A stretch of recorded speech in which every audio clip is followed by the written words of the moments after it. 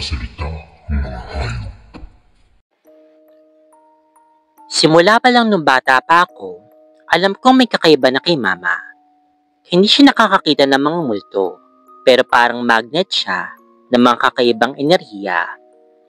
Lalo na kapag gabi at tahimik ang paligid, parang mas lapitin siya ng mga nilalang na hindi natin nakikita. Madalas niya akong kinukwentuhan noon, at kahit ilang taon na ang lumipas, malinaw pa rin sa aking isipan ang mga pangyayaring iyon. Una, ang aso sa kalsada ng Alaminos. Noong nag-aaral pa si Mama sa Alaminos, Pangasinan, madalas siyang magpuyat para sa mga assignment at exam.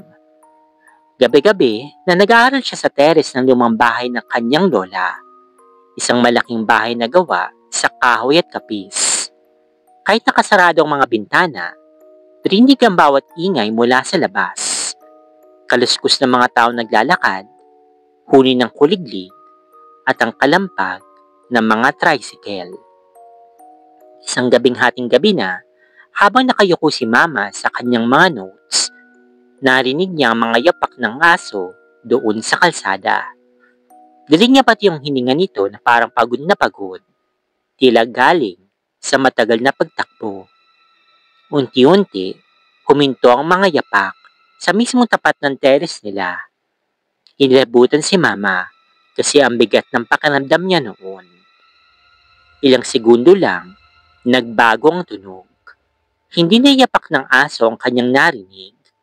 Dalawang paa na humahakbang. Mabagal, mabigat, at papalapit sa kanilang teres. Nang tumingin siya sa bintana, wala namang siyang nakitang aso o tao, pero daman niya ang malamig na hangin dumaan sa tabi niya at ang malakas na kabog ng kanyang puso. Hindi na siya lumabas ng teres mula noon kapag 10 oras na ng gabi. Pangalawang kwento. Lumipat si Mama sa San Teodoro Oriental, Mindoro para doon magbakasyon matapos niyang graduate. Doon siya nagkwento ng pinakanakakatindig balahibo niyang karanasan. Tanghaling tapat noon, siya lang yung mag-isa sa kwarto sa ikalawang palapag ng bahay na tinutuluyan niya. Mula sa kama, tanaw niya ang dining table sa baba, kasi 3 hakbang lang ang pagitan mula sa hagdan. Habang siya'y natutulog, bigla siyang nagising, pero hindi siya makagalaw. Para bang mabigat ang kanyang buong katawan. Sleep paralysis daw, pero ang mas nakakatakot kasi malinaw na malinaw ang paligid.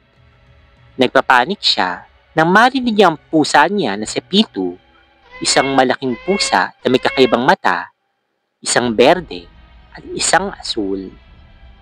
Nagsalita si Pitu. Hindi ordinaryong tunog ng pusa, kundi malinaw na tinig ng bata.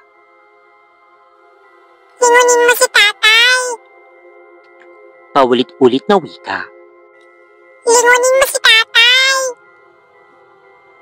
Nagulat si Mama. Patay ng tatay niya. Ilang buwan nang nakakalipas. At paano niya ito lilingunin kung hindi siya makagalaw? Habang patuloy si Pito sa pagsasalita, naramdaman niyang unti-unti niyang nagagalaw ang kanyang ulo. Sa dining table sa ibaba, nakita niyang kanyang tatay. Nakaupo, kumakain ng adobo, nagbabasa ng dyaryo, nabasa sa dugo. Hindi tubig o kape, kundi dugo ang tumutulo mula sa mga papel. Pagkagising niya ng tuluyan, nasa tabi niya na si Pitu. May mga malalalim na kalmot sa braso ni Mama, parang pinaghaplos ng matatalim na kuko. Itong ikatlong kwento. Ilang taon na lumipas mula noon. Kasama na kami ni Mama at Papa sa bahay namin sa Tigbawan, Iloilo.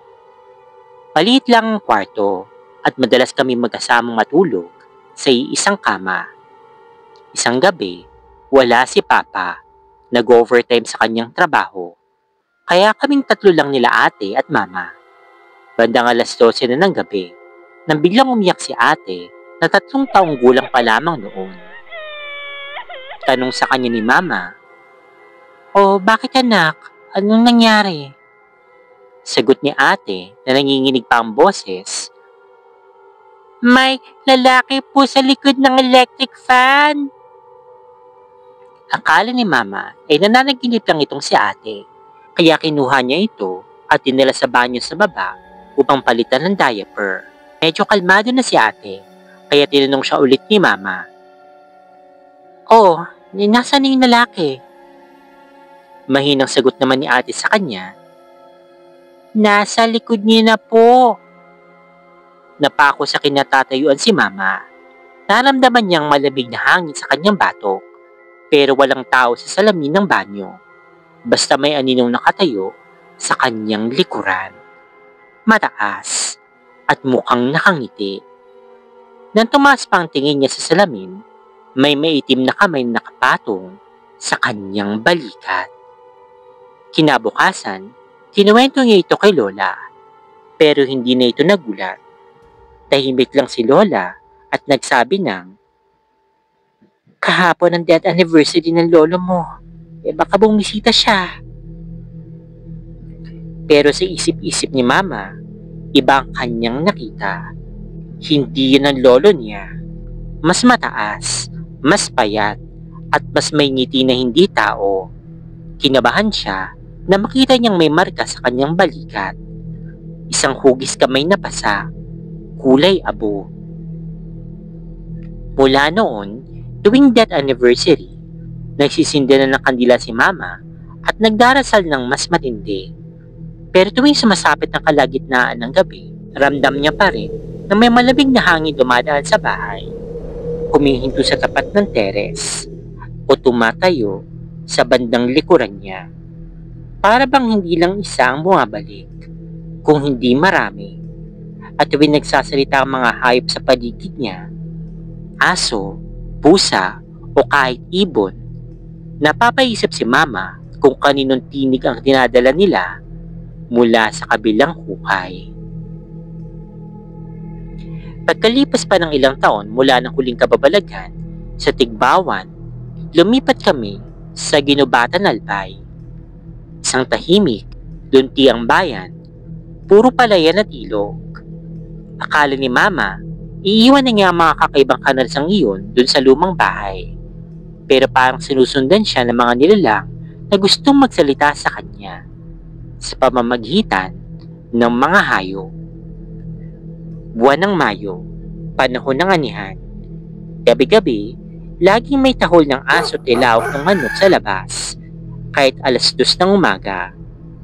Ang sabi ni Mama, "Hindi naman nagtitilaok ang mga manok na ganitong oras ha." Pero may isa raw manok na kakaiba, kulay itim na may pulang mga mata na kumikislap sa dilim. Tuwing sumisilip siya sa bintana, nakatayo ito sa gitna ng bakuran at nakatitig mismo sa kanya. Isang gabi, habang naglalabas siya sa may poso, narinig niya ang tilaok na iyon muli. Malapit, parang sa mismong tabi niya. Pero nang tumingin siya, walang manok. Ang naroon lamang ay anino ng lalaki. Payat, nakatungo, tila nanggagaling sa ilalim ng lupa ang boses nito. Garalgal at mabagal. Hindi pa tapos ang misa mo. Napatakbo si Mama papasok ng bahay. Pagkasara niya ng pintuan, sumabog ang amoy ng bulok na karne. Kinabukasan, patay ng manok na itim, nakahandusay sa puso, at ang mga mata nito, wala na. Pagkalipas pa ng ilang buwan, isang pusang ligaw ang bigla na lang nagpunta sa bahay. Puti, malinis, parang alagang-alaga. Gusto-gusto ni Mama, kaya pinapakain niya ito. Tuwing gabi, pumapasok ito sa kwarto niya kahit sarado naman ang pinto. Isang gabi, narinig namin nagsasalita si Mama. Akala namin nananaginip siya, pero malinaw ang kanyang boses. Oo, susunod ako." Kinabukasan, sabi niya, Kinausap daw siya ng pusa sa kanyang panaginip. Ang sabi raw nito, "May naghihinay sa iyo! Puntahan mo sa gibitong gabi!" Pinilit namin siyang huwag pansinin. Pero nung dumating ang ikapitong gabi, wala si Mama sa bahay. Hinanap namin siya at nakita siya sa may ilog ng malinaw. Nakatayo, nakatitig lang sa tubig. Sa tabi niya ay ang pusang puti. Nang nilipitan namin, lumingon siya, pero iba na ang kanyang mukha. Maputla, malamig ang mga mata, at ang boses niya hindi sa kanya. Hindi siya aalis. Tinawag na siya. Pagkabigas noon, lumubog ang pusa sa tubig at para bang sinundan siya ni Mama. Mabuti na lamang at nahila siya ng mga kapitbahay namin bago siya tuluyang lumubog. Pagka-uwi, nilagnat si Mama ng 3 araw. At sa bawat gabi na kanyang lagnat, may narinig kaming pusa sa labas. Humihinga sa tabi ng bintana, pero walang katawan. Tanging 2 asul na mata lang mula sa kadiliman. Akala namin tapos na, pero mas malala pa pala ang sumunod. Nagsimulang dumami ang mga uwak sa paligid ng bahay. Hindi naman usong ganitong ibon sa ginubatan, pero parang tinatawag sila ng kung ano. Kapag lumalabas si Mama, sumusunod sila, nagliliparan sa bubong, at minsan pa, nakatambay sa bintana. Isang madaling araw, nagising ako sa kakaibang tuliskos. Pagtingin ko sa labas, nakatayo si Mama sa gitna ng bakuran. Nakatingala habang dulse-dulse ng uwak ang nakapaligid sa kanya. Ang isa sa kanila, lumapit sa kanyang balikat at bumulong. Oo, bumulong. Narinig ko mismo ang kanyang sinabi. Bumalik na sila. Kailangan mo buksan ang pinto. Napasigaw ako. Napatakbo si Mama pabalik ng bahay. Nanginginig. Pero sabi niya, bago siya tumakbo, nakita niya ang mga uwak ay may mga mukha. Mga mukha ng mga taong patay na. At isa doon ay ang kanyang tatay. Kinabukasan, nagpa siya si Papa na lumipat na kami. Habang nililigpit ni Mama ang kanyang mga gamit, may isang kakaibang tunog na umalingaw-ngaw mula sa ilog. Parang daan-daan boses ng mga hayop na sabay-sabay na umahalik sa hangin. Nung tumingin kami, may lumilitaw na mga anino sa ibabaw ng tubig. Mga pusa, aso, at ibon. Pero lahat ay may mga mata ng tao. Biglang napahawak si Mama sa ulo niya, parang may tinig na narinig. "Pagbuksan mo kami! Ibalik mo ang pinto! Hindi ka pa namin nakakalimutan!" Napasigaw si Mama at sa isang iglap, bumagsak siya sa lupa. Nawala ang mga anino at ang ilog ay tila na nahimig muli. Pagkatapos noon, hindi na nagsalita pa si Mama tungkol sa mga hayop. Pero minsan, sa tuwing gabi ng kabilugan ng buwan, marinig mo siya naglalakad papunta sa bintana, tititig sa labas, at sasabihin ng mahina, "Tahol mo ay tawag, tilaok mo ay babala, at ang mga mata mo, isang paalala." Sa umaga, may mga bakas ng paa ng aso, pusa, at uwak. Pero lahat yon nakapaikot lang sa ilalim ng bintana ni Mama. Pagkalipas ng ilang taon, mula nang mangyari ang mga kababalagan sa ginubatan, lumipat kami sa Baler Aurora. Doon na rin kami nanirahan upang magbagong buhay. Malapit sa dagat, malayo sa mga alaala ng dilim. Tahimik yung lugar, maliwalas, parang kalmado ang lahat. Pero ang hindi ko alam, sa katahimikan pala, mas malinaw maririnig ang mga bulong.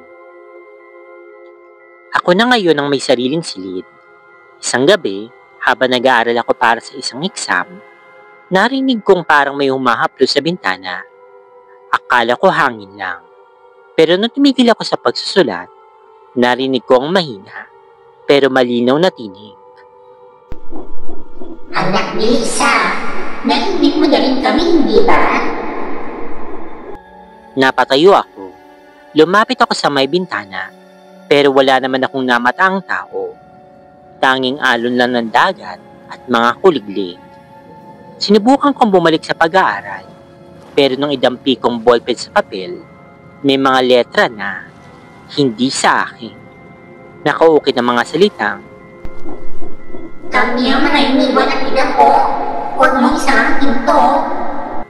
Kinabahan ako. Sinilip ko ang bintana at sa salamin may aninong nakatingin sa likuran ko. Mata ng pusa, hindi ng tao. Kinabukasan, may sumulpot na aso sa aming bakuran. Maliit, kulay abo, parang wala pang 1 taon. Dinala ko siya sa loob ng bahay at tuwang-tuwa si Mama. Sabi niya, "Ay, parang kilala ko ang kuting na ito." Napakunot ako ng noo. "Ma, aso po ito. Tuta po. Hindi po ito kuting." Pero ngumiti lamang si Mama.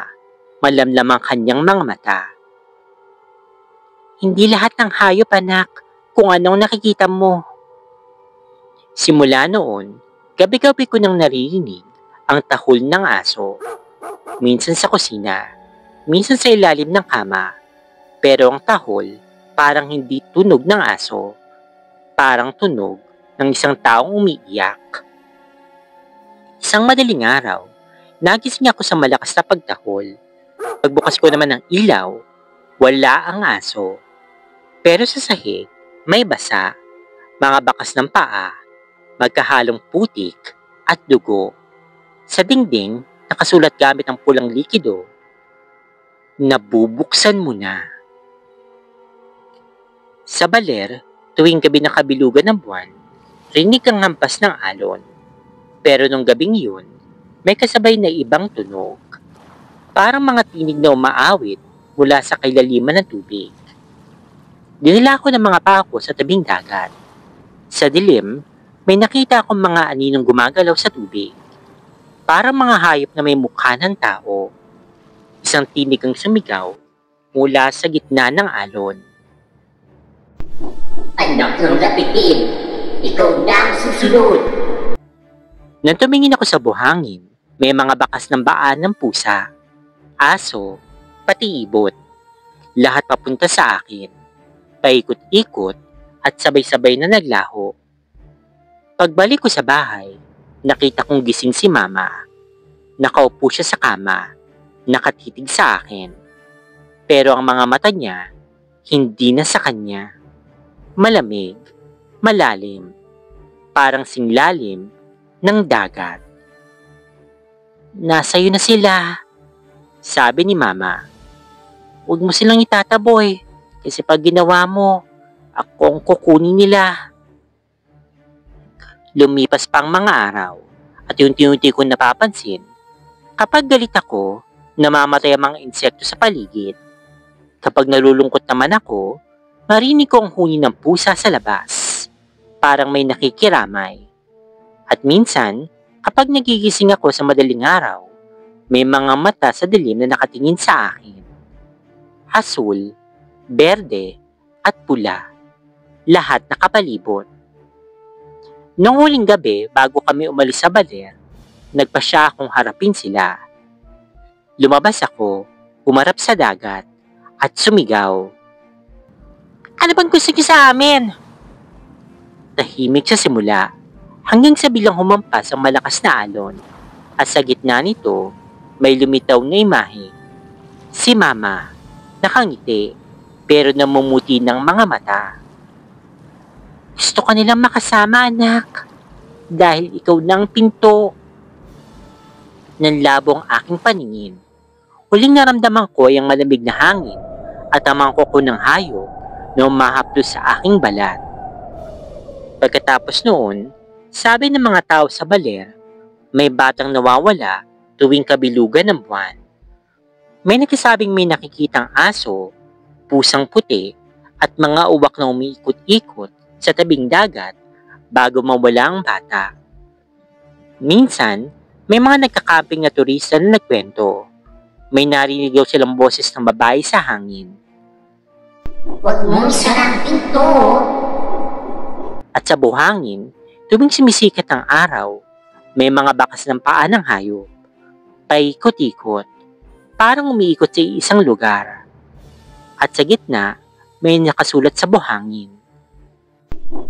Ang mana ay tuloy-tuloy.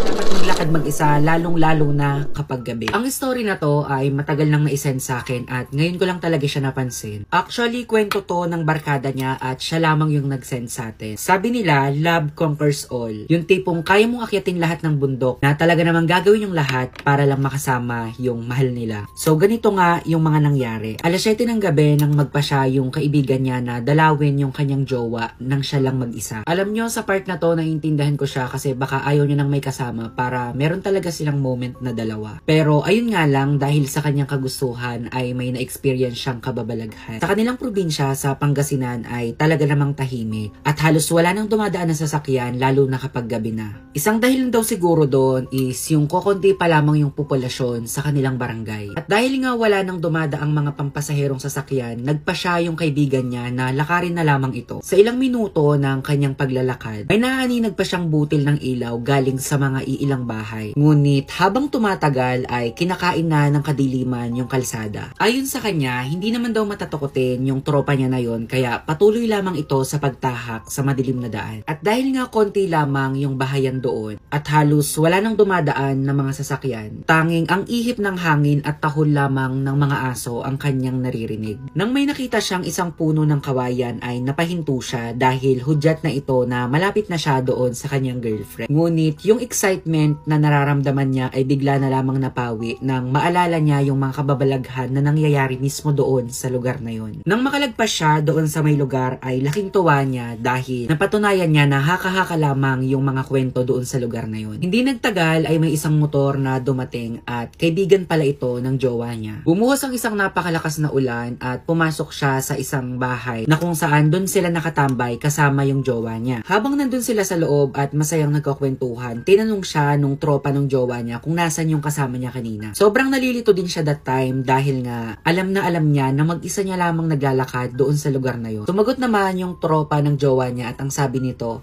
"Ha? Sino yung kasama mong matandang lalaki kanina habang naglalakad?" Napatahimik silang lahat ng ilang minuto habang nagtitinginan. Simula nung mangyari yon ay hindi na talaga naglakad mag-isa yung kanyang tropa. Dahil kung iisipin, alas 7 pa lang ng gabi pero ganun na agad yung mga kaganapan.